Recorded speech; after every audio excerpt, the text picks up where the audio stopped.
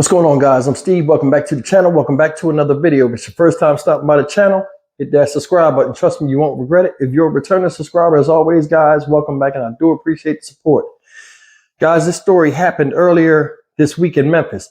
I seen this story, but I wanted to wait for some more details to come out. And shout out to all you guys that have been hitting me up on Instagram and hit me up on in my Gmail account. Like, hey, Steve, man, you know, I do a good job representing some of the news out of Memphis. I got to check this out. So I happened to look. So give y'all all yourselves a salute, because I wouldn't have been able to go back to this story if it wasn't for y'all. But man, this story is crazy. And I'm glad you guys be keeping up with this type of stuff. This man right here pictured on the screen, right? His name is Mavis. 1 second, let me get my notes. His name is Mavis Christian. And this guy right here basically tried to wipe out his whole family, which consists of women. Now, supposedly, this guy had an issue with a sibling rivalry that happened after the death of his mother, which is all of their mother. But this guy shot 5 people, 4 of which who have died. 1 is alive. The story that I'm about to, the news story I'm about to show you will explain everything you need to know. But this guy right here, man, I mean, this guy took sibling rivalries to a whole new level. And it's just disgraceful that people you grew up with, you know, and some that grew up under you, and you see them come up, you know, from the same womb as you, that, I mean, you have so much hate in your heart that you want to just wipe everybody out without no repercussions, or just not even thinking past your own anger. Guys, listen, this is a story you got to see to believe. Check it out and watch this. It's a 5-minute video, but watch it as it goes. As the video plays, it gets deeper and deeper. Man, check it out. We're going to come back and talk about it. Let's take you back now to our team coverage of that killing spree across Memphis. Our team of reporters has been working all day trying to get new information about the victims and maybe most importantly why this happened. Let's begin with Fox 13's Daniel Wilkerson. He's in Parkway Village right now. Daniel, you've talked to a lot of people there, people who knew these women. Talk to us about what you've learned. And I think, as we said off the top, maybe the most important question here is why? What was the motive? Daryl, good evening to you. I tell you, from friends to family members to neighbors, all those people that I spoke with, I got the notion that it really hasn't sunk in for them. It's hard to get your head around this many people murdered. Police say at the hands of one man. And as if that is not bad enough, it appears that the alleged shooter and all of the people killed, the person who was in the hospital tonight, they were all related. It's really all too much to comprehend. The pieces of a disturbing, heartbreaking puzzle are starting to come together. At the center of it, police say, is this man who they are calling the shooter, 52-year-old Mavis Christian. Police say he shot 5 people in his family, killing 4 of them. They say he shot and killed his sister, Ruby Christian, Ruby's daughter, Kamaria Christian, and Kamaria's daughter, Tori Christian. Investigators say he also shot another one of Kamaria's daughters, a 15-year-old who is now in stable condition. Officers say Christian also shot and killed his ex-wife, who family members identify as Tawanda Barron. Sunday, we went to the second shooting scene on Warrington Road in Parkway Village. According to property records, it's owned by Ruby Christian, the suspect's sister, again, one of the 4 victims who police say Christian shot and killed. Very, very nice lady. Couldn't ask for a better neighbor. That's Tandy Biesinger talking about her friend and neighbor of many years, Ruby Christian. Biesinger, for now, has Ruby's dog, Money, who she says was inside the home when paramedics arrived. That's when they circled around and came back up to Ruby's driveway there to her residence. And that's when I took off on foot running. I met the daughter. She was inside the house. No police were even on the scene yet. And I'm not quite sure. I know her daughter thought that her mother had slipped and fell, which was not the case. but we did not know that, it was gunshot wound. B. Singer says she had not met her neighbor's brother, the alleged shooter. The only thing I'm aware of is there was some family situations going on that left some ties, I think, due to their mother passing. She says Ruby Christian had only briefly mentioned her brother. She had made comments, not just me as a neighbor, but even to other neighbors as well. I'm not sure, what all that would lead to, or if he had ever made threats. Police say once the shooter left Parkway Village, he went to a home on Howard Drive in Whitehaven. That's where they say he shot and killed yet another victim. Again, her family identifies that victim as Tawanda Barron. Fox 13 uncovered a 2018 court case which establishes Christian and Tawanda Barron were once married. Digging deeper, that 2018 court record paints the picture of yet another domestic dispute. Investigators say during an argument, Mavis Christian punched his ex-wife in the face several times to the point of her losing consciousness. It says when the couple's children, using a bat, tried to defend their mother, the suspect took the bat and used it to beat his ex-wife in the head. It says during the fight, the suspect even punched his own daughter in the face.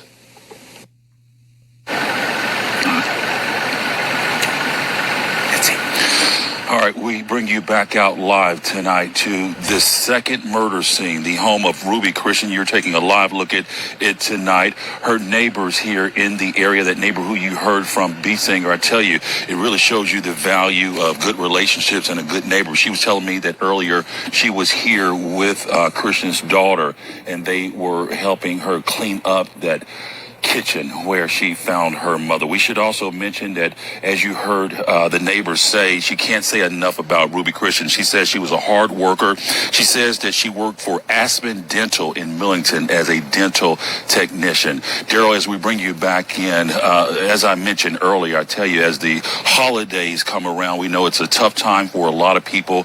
A lot of times there are tensions in the family. The hope is that everyone will remain calm and remember there are reactions for every action. Absolutely, Daniel. That's a very good point, and I think it's important for everyone to know there are resources out there for domestic violence victims. If you've got a family member, if you yourself are a victim of domestic violence, don't hesitate.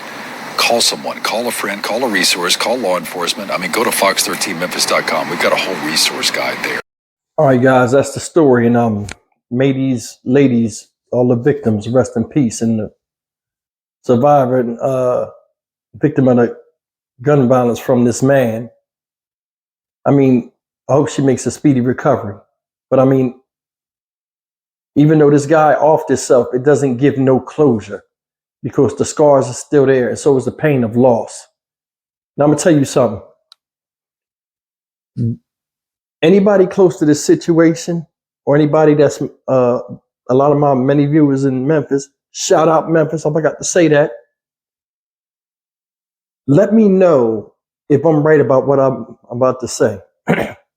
Now, besides the crime,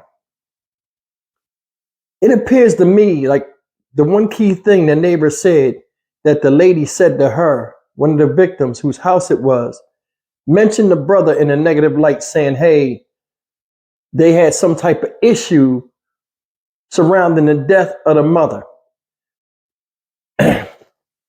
Me personally, from my experiences and seeing how sibling rivalries be and how siblings be beefing a lot of times, it's usually after a death, especially when money is left to somebody and another person feels as though they didn't get enough, they didn't get anything, or their take of whatever was left to them was unfair. It seems like this had a lot to do with that. It might have been a situation of the house. That's another thing. These parents be dying, they leave these houses to people. Some people feel as though they should get the house. They get a house of somebody else. Now, I'm going to tell you something. Maybe he felt as though he could have got the house, or he could have got something else. The bottom line is this. These are women. I don't know their situation. And regardless of that, men are expected to go out and have their own stuff. Now, it don't always work out like that. But sometimes when people are on their deathbed, or people, die, all the children sometimes always want, what they feel as though they did for the parent instead of what the parent did for them, to be like payment after they gone and to be expected. And I think that's sinful. And this happens all over the place. It seemed like that has something to do with it, with the beef. But neither here nor there. You don't go kill your own people, man.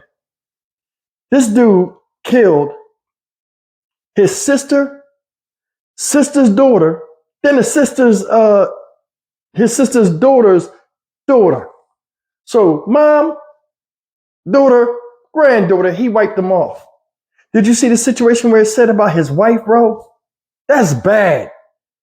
He hucklebucked her, beat her unconscious.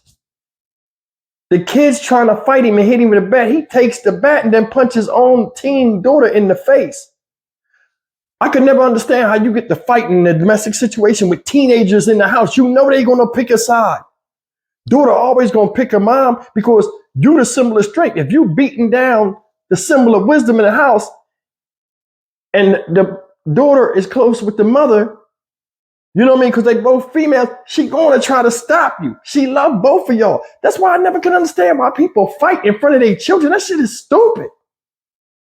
That created a lot of vitriol for the child, low key for the person that's the aggressor all the time. I never want my kids to see me in a negative light. Why would I attack their mother? But I mean, that's normal thinking. We take this out of the equation when we do these type of stories like this. Y'all know how it is. But listen. The neighbor said she went over there with the daughter, and they cleaned up the crime scene. Can you imagine that? I mean, that's horrific in itself. I mean, you got to really empathize with that. Now, I don't know if this is the daughter that got shot, because this happened last week. Yeah, so some days have passed. She might be out of the hospital. I don't know if it's her, but that's messed up to go back to where the carnage began. And you got to clean up the stuff. Because I'm going to tell you, when they pick these bodies up, they just pick up the body. So it be all kind of fragments of whatever there. That's horrific, man. I mean, just the fact of some type of situation. Let me show you something. Look how big this man is. This man is big. That's a big dude. I don't know how tall he is, but that's a solid dude. I don't care what you say. When a dude show that he'll use all of that weight and pummel a woman, there's no telling what he'll do. No telling what he'll do. I'm sure they was aware of that. Because this guy is beating this woman up that was his wife. That's another thing. Look at him and then look at his wife. She seemed like she was an attractive lady. Now, they got separated, but it just seems to me, for some reason, he looked like he the problem. Another thing I was thinking, he might be the only boy with all them girls and doing the upbringing. They might have, took the mom. The mom might have, it been so many of them, and he the only boy. They might have just been coming at him all the time, and it made him stir crazy. And he probably just, keep it in. A lot of us have situations where a lot of people have problems with their siblings, but don't say anything about it. But given the right opportunity at the right time, you'll see a lot of frustration from back in the day where people will rise up and they feel as though they're not going to take it anymore, and they just take it out. It just come out and they can't control it. I don't know what this situation is about, but I know it didn't have to be like this. Then he do a coward move and kill himself in a parking lot on a street, dead. They looking for him. He in the car, dead. So somebody can find you like that. So you did all of that just to kill yourself when you could have just killed yourself in the beginning and been rid of the mess. Make it make sense. I never understand why these people do this. Because think about it. If what you say is true, when a lot of people die, they go to the same place. Why would you kill yourself after killing them to go right back into the same hell, a hair in their mouth, for dealing with them on that same plane of existence again? I'm just saying. I'm Stock Market Steve for the Dynamic Reason channel. As always, like, comment, share, and subscribe. Guys, listen. We seen some wackiness around the holidays. And it's like, man, like I said, Thanksgiving is a time when friends, family get together, be thankful, fortunate, sharing, caring, whatever. Listen, now, all these stories I've done this week, this holiday that was something people look forward to is now a day of just reminder of pain in the past. We got to do better. I'll see you guys in the next video. Take care.